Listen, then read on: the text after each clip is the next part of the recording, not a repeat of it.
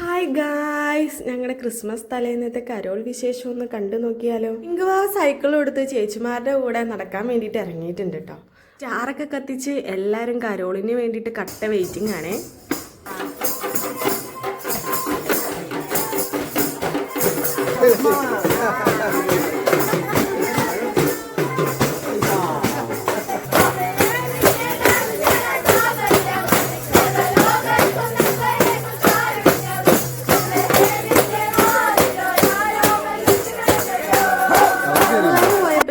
അച്ഛയും ഗുവാവയും കൂടി കമ്പിത്തിരിയൊക്കെ കത്തിച്ചു തുടങ്ങി.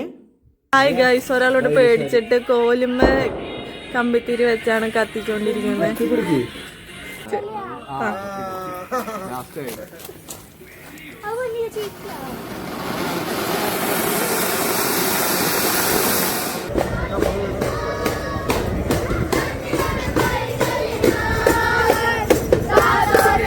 കമ്പിത്തിരി കത്തിക്കലൊക്കെ കഴിഞ്ഞ് ഞങ്ങൾ വണ്ടി എടുത്തൊന്ന് കറങ്ങാൻ വേണ്ടിയിട്ട് ഇറങ്ങി കേട്ടോ.